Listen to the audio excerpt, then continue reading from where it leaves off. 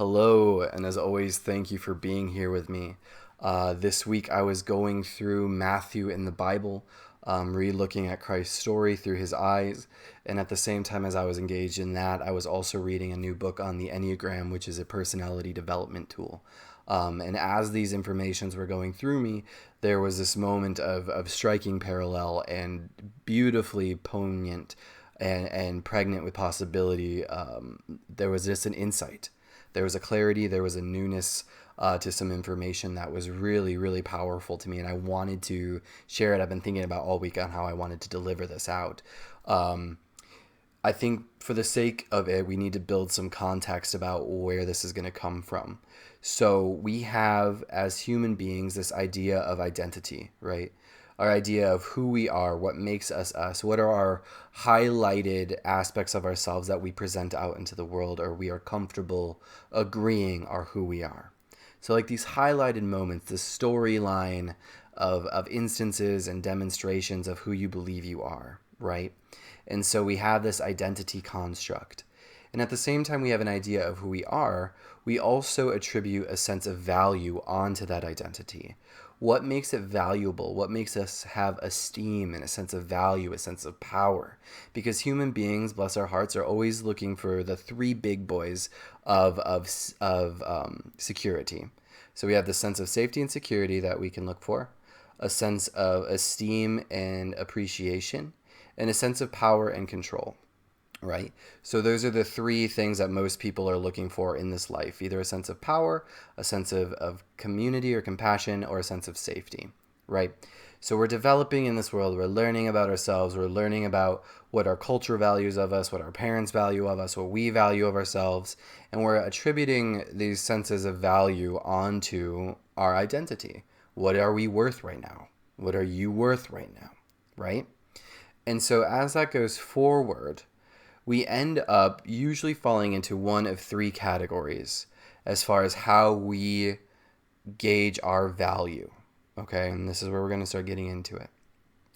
Most people will fall into one of these three lies when it comes to how they believe they get value for themselves, how they believe that they can raise the value of the identity that they believe they are.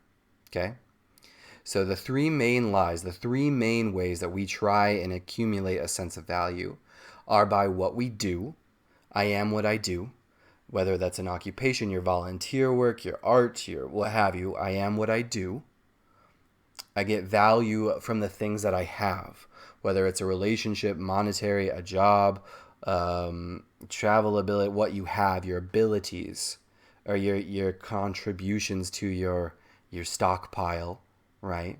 Whether it's wisdom, the answers, security, ambition. I have this thing, so my value goes up or down, right? And then the third one that I know everybody knows about is you gauge a sense of value based off of what other people assume your value is. So, and that gets tricky, and we'll get into some of the cultural stuff here in a minute. But so we have those three main lies that make humans forget, or humans chase after a sense of value that ultimately God already sees in you, Christ already sees in you, and you have always had the potential of letting yourself see in yourself. But we get caught up in these lies, we get caught up in these rat races, we get caught up in these just hamster wheels of chasing this value through what we do, what we have, and what other people think about us. The three big boys, right? So with that as the context, I was framed, or had it framed for me, that we can jump over to Christ and we can jump through his experience and look at how he walked through these three lies. Okay? So there's the point. Christ goes, he gets baptized in the river, and he's like, I gotta go into the desert for 40 days. The dove comes, he's inspired, he's moved, he's pulled, he's like, this is where we're going. Gotta go out in the desert for 40 days. Right? And if you're familiar with the story, you know that that's where the tempter comes, or the devil comes, or the temptation comes, the serpent comes. Which is to say, through this context, Christ knew who he was. He did the act to wash away any ignorance of who he thought he was. right? He was baptized. The old was washed away. He stood out of that river fully aware of who he is. The dove and the Spirit came down and said, "You are my child, of who I am pleased." You know, there was a very clear moment of you remember and now you know your value, your place in all of this, who you are. And we can have, I think, in our own world, glimpses of that, of this amazing, like, I don't need to try anymore. I don't need to rush anymore. But just as Christ went out into the desert and was tempted, so too in our own lives, right? So he's out in the desert, and the tempter comes and he says, I bet you're hungry. I bet you're hungry and you could turn these rocks into bread for yourself if you're who you say you are. If you're who you think you are, you can do these things. Show me. Right? Demonstrate your value by something you can do. Make these change. Can you do that? If you're who you say you are, you can. And Christ says, I don't need to. I don't need to show that to you. I'm taken care of. Right? So we have this idea of your value, your relationship with God, your intrinsic value of unwavering amount will not be depleted if you don't do this thing. Can you rest in stillness?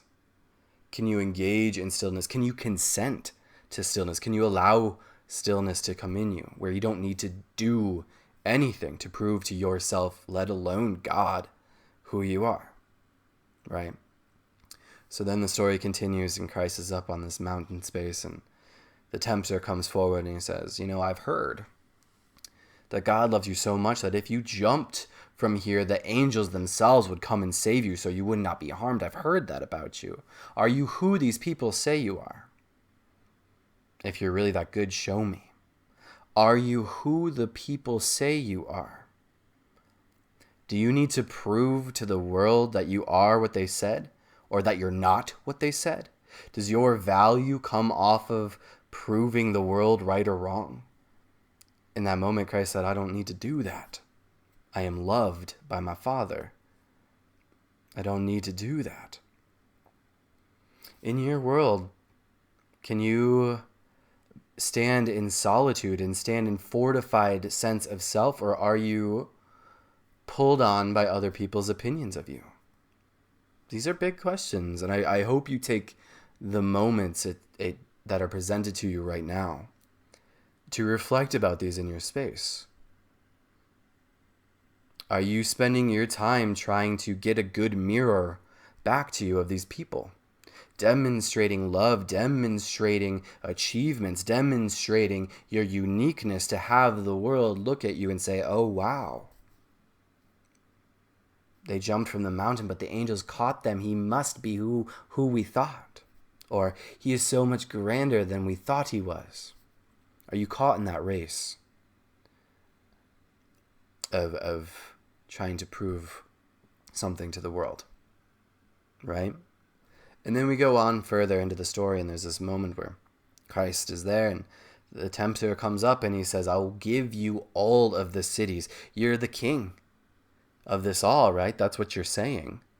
You're meant to rule it. You're meant to govern it and move it into an age of prosperity and peace and loveliness. Let me give you the kingdoms, man. If you are the king, the righteous king, let me give you the kingdoms. And Christ says that my kingdoms is not of this place. It is not based off of what I have here that determines who I am.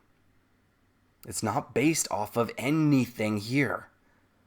My God knows that. What are you chasing in your own world? What do you need to have? Is it the answers? Is it security? Is it fun? An opportunity? A job? A partner? What do you need to have to make yourself feel valuable? Right? And so through these three temptations of Christ, we can see the three temptations of man. To lose your belief in your inherent value. You are made in the image and in the likeliness of God. These things you shall do and more kind of stuff is in you already.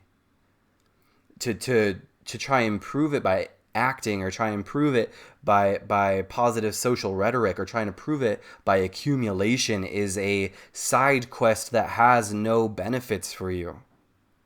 This world cannot validate your spirit. You are in this world, but you are not of it.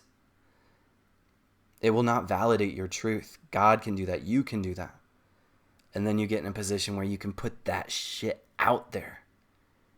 And you can be the light and say, why are you playing these games? Stop playing these games. And it's unfortunate. It is unfortunate that we grow up in a culture. I'm only going to hit this lightly, but there's a lot here where you are, from the moment you're born, chasing value. You are chasing value based on your looks, by your income, by your religion, by your political party, by your sexual orientation, by your skin color. There's all these different value systems that our culture put in place. And there's a game being played where you just keep running and running and running. And from my perspective, you can't win that game. Because that's not the game your soul's meant to play. It's a game for your mind, a game for your ego, a game for the economy. But your soul is made for a different experience where you're not playing a game, but you're living out this magnificent play of life. You get to experience and express things here. But if you don't understand yet your value and how you are already consistently creating, whether you're in a good mood, a bad mood, see yourself as valuable, don't see yourself as valuable, you are contributing in ways that echo out louder than you can understand. You are in the play. You are playing a part. You do not need to play these value games. You've already got the part. You're booked. You're on headlining. You're already there. You don't need to keep trying so hard. We don't need to keep trying so hard. Because, and we're going to go just a smidge into this a little bit too. Our globe, bless it, please, God, is at a critical point, y'all. It is. And it seems unfortunate that so many of us are looking for a sense of value, or a sense of safety, or a sense of power and control or esteem. We're looking for things to do, have, or facades to put up. We're looking for a sense of home.